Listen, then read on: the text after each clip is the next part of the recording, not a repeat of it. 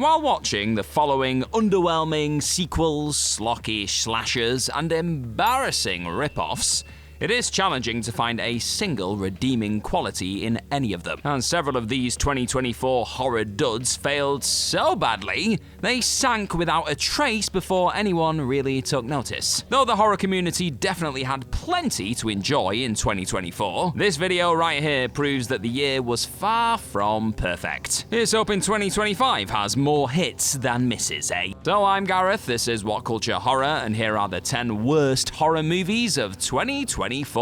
Number 10, The Watchers. To M. Night Shyamalan's credit, his work is always entertaining, even when it is atrocious.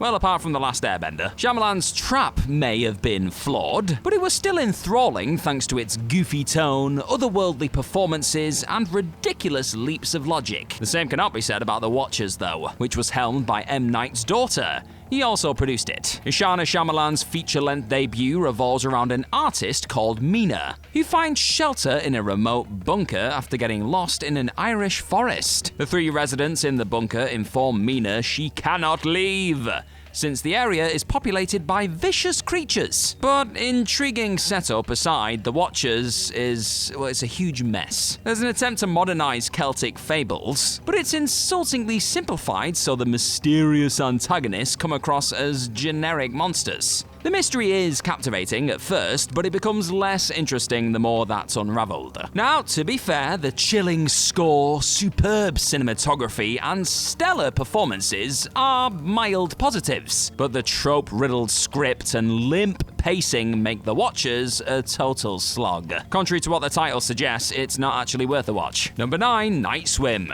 Night Swim had an uphill battle from the beginning, considering its selling point is an evil swimming pool. However, a silly premise doesn't necessarily lead to a bad movie. For example, Oculus was awesome, and its pitch was Haunted Mirror. Sadly, Night Swim is drowning in cliches and non-compelling characters though. And thanks to the PG rating, it doesn't even have any grisly kills to satiate gorehounds. Boo. Instead, Night Swim contains multiple scenes of swimmers splashing around while being attacked by seemingly nothing. The actors try their best, especially Oscar nominee Kerry Condon, but their one-note characters give them nothing to really work with. Instead of embracing its campiness, Night Swim takes the ridiculous concept dead seriously. Considering the pool summons ghosts, plays Marco Polo with a child, and cures a swimmer's physical ailments, it's obvious Night Swim would have benefited by playing up just how goofy it is. And when it's revealed the pool can grant wishes, viewers will honestly wonder if the film was meant to be a parody. Interestingly, Night Swim started life as a 4-minute short which was released 10 years prior. Based on how bereft of ideas this feature-length version is,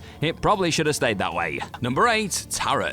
Although Tarot started off as an innocent card game, it's been erroneously associated with occultism for centuries. As a result, having a horror film revolving around these playing cards doesn't sound like the worst idea in the world. No worse than an evil swimming pool. And that's why it's a shame to see how abominable 2024's Tarot turned out. In this teen horror, a bunch of friends break the rules of a tarot reading, causing them to be cursed. The premise may be paper thin, but the supernatural slasher could have been passable if it had some legitimate frights and creative kills. Too bad then that this dreary garbage failed on both accounts. The tone keeps flip-flopping whether to play up the bonkers premise or not, causing the end result to be neither funny nor unsettling. Not even the most skittish person will be scared watching Tarot, since every single jump scare is telegraphed. And despite the film's brevity, it feels twice its length due to how unbearably slow each scene is. Though the actors do their best, especially MCU Spider-Man's Jacob Batalon, their performances are not enough to make Tarot entertaining or even tolerable. It may sound harsh, folks, but Tarot's best quality is its forgettability. Number 7, The Exorcism. It has to be addressed that The Exorcism, which stars Russell Crowe, has no connection with The Pope's Exorcist, which the Gladiator actor starred in the previous year. And look, as bad as The Pope's Exorcist was, The Exorcism is dramatically worse. This psychological thriller centers around alcoholic actor Anthony, who's hired for a horror film. When he starts behaving erratically, his daughter worries he's given in to his addictions. But over time, it becomes clear Anthony has been consumed by a malevolent force. Hey, it happens. experience. In The Exorcism's defense, it has some neat ideas. Having the story revolve around a possession movie was a great opportunity for meta commentary, especially with the nods to other cursed productions like The Omen and The Exorcist. Also, Anthony is a surprisingly complex character, which the Mighty Crow explores perfectly. Unfortunately though, The Exorcism falls victim to the usual cliches. The filmmakers mistake loud noises for effective jump scares, the choppy editing makes every potentially scary scene hard to follow, and there isn't a single line or shot during the possession sequences that has not been done to death in superior films. Mr. Crow, you're better than this. Number 6, Stupid Games. It sounds impressive how Stupid Games was shot in 6 days with a mere $10,000 budget. But after watching the paranormal indie, it's obvious the creators should have spent a bit more money and put in a lot more time. When the electricity goes out at a house party, a group of friends decide to pass the time by playing a board game called Quest for Truth. Things start innocently enough, with the game cards asking players to perform certain tasks. But as the tasks become darker and overly specific to the players' personalities,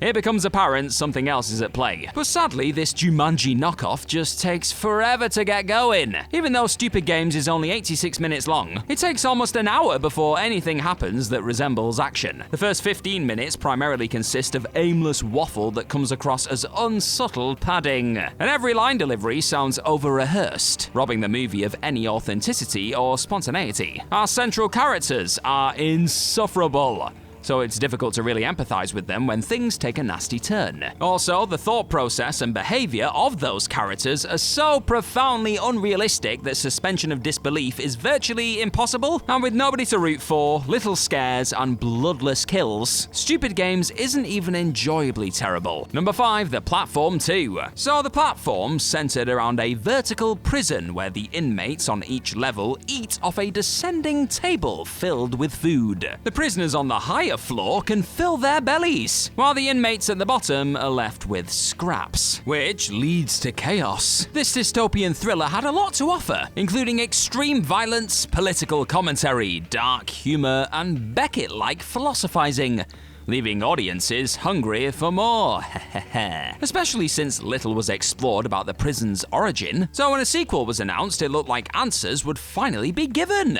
Hooray! Though the prison's inner workings are expanded upon in The Platform 2, its true purpose is left unexplained. And for that reason, this follow-up feels like a retread of the first installment, except with less compelling ideas. Bit of a disappointment then. Rather than taking its time fleshing out the characters, everything feels rushed. Almost like the sequel had to have a mandated runtime. Although The Platform did feel like a story that could benefit by being turned into a franchise, this sequel was egregiously mishandled. Number 4, Slaughterhouse on the Hill. In this mockumentary horror, a group of friends head to an abandoned abattoir they used to hang out when they were teens. You know, like we all did back in the day. While drinking into the night and talking about the good old days, they discover they're being hunted by a pig-masked murderer. Oh, what a nightmare. The film is told with a story within a story structure, with a documentary host, T.J. Emerson, detailing how the brutal massacre unfolded. However, this layout just ruins the flow, since the action is constantly interrupted by the host's banal observations. Also, there are times where it's painfully obvious the actor portraying Emerson is reading his lines from a cue card. Yeah, that's not good. But even if the embedded narrative was dropped, Slaughterhouse would still be an absolute car crash. The barbaric kills are unconvincing thanks to the amateur prosthetics and fake blood. There's an asinine amount of slow motion, which feels like a lazy attempt to stretch out the 67-minute runtime, and the characters are so devoid of, well, character, it leaves zero impact when they have their limbs or heads lopped off. Though Slaughterhouse on the Hill can be viewed online for free, any poor soul who watches this will feel like asking for their money back, even though it's free. Says a lot. Number 3, Winnie the Pooh, Blood and Honey 2. Blood and Honey 2 is unequivocally better than the first installment. However, that isn't saying much, is it?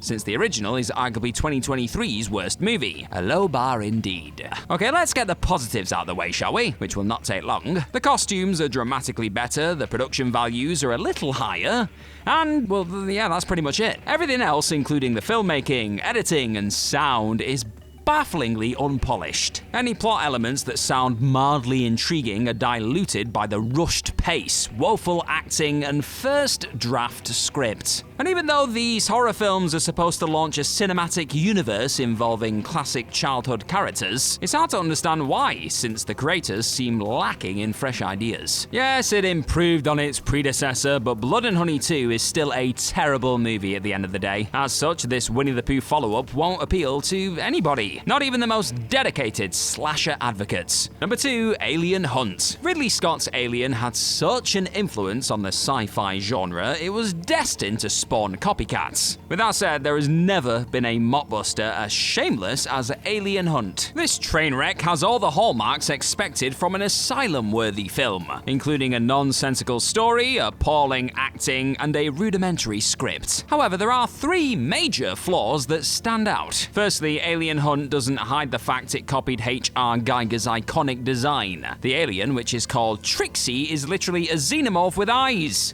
Look at it. The film also unabashedly rips off Predator, since the story involves an extraterrestrial terrorizing a group of people in the woods. An Alien Hunt is so cheap, calling it a micro-budget indie seems a bit generous. Every item, whether it's a uniform, a gun, or the cardboard road signs, looks fake. And finally, the filmmakers haven't a clue how to shoot, stage, or light anything. Even though the xenomorph suit in Alien was astounding, the alien crew kept it in darkness to make the acid-blooded creature more menacing. Trixie, on the other hand, is regularly paraded around in natural daylight, so it never looks like anything except a costumed performer, which is not exactly terrifying. Apart from the so bad it's good crowd, Alien Hunt can't be recommended to anybody. Number 1, The Mousetrap. It's obvious the Winnie the Pooh Blood and Honey films were made to take advantage of a public domain character. And although this practice is disrespectful, the way the Mousetrap defiles the Mickey Mouse IP is on another level, people. In this brainless slasher, an arcade employer watches the first Mickey Mouse cartoon, Steamboat Willie, which somehow inspires him to go on a murder spree while dressed as the beloved Disney character. Half of the Mousetrap's scenes involve the unappealing cast traipsing around an amusement park, with long sequences of them playing air hockey and laser tag. Yay! Even if the kills were somewhat imaginative, which they are not, it's nearly impossible to tell what's going on during the hack and slash moments due to the sporadic camera movements, horrible lighting, and deranged editing. And the sound quality is so poor, it's hard to make out any of the murderer's threats or one-liners, although it is clear he's trying to mimic Pennywise's voice.